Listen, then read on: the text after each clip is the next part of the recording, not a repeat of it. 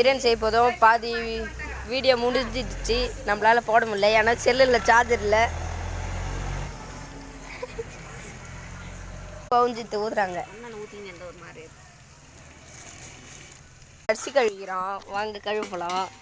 அப்படி இந்த குண்டானை யாழ் கழுவுத்துனா இதோ இவங்க தான் இந்த குண்டானை கழுவு எடுத்து போட்டுக்கலாம். நல்லா வதங்குற எடுத்து கிண்டிக்கலாம். பண்ண அழைச்சுறாங்க.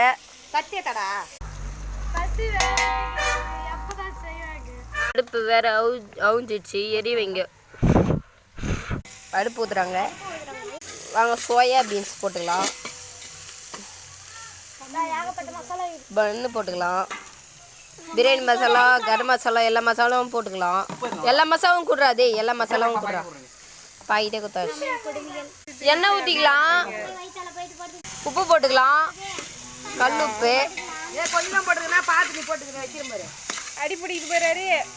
கரம் மசாலா கொட்டிக்கலாம். மசாலா எல்லாம் பிரியாணி மசாலா எல்லாம் கொட்டிங்க.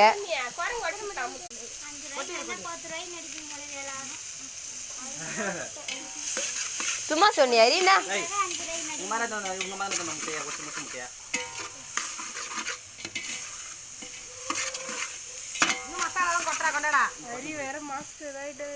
மசாலா எல்லா மசாலாவும் போடுங்க. டப்பு டிப்புனே மணி ஒன்னாயிடுச்சு.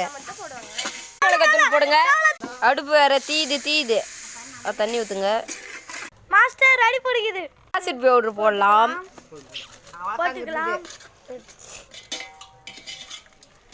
பார்த்தீங்கன்னா சோயா உண்ட மாரி இருக்கு. பாருங்கன்னா தயிர் ஊற்றலாம். கத்திரிக்கோளில் பல்லலே கச்சாச்சு. தயிர் ஊற்றியாச்சு. தயிர் இப்போ விழுந்து விட்டது.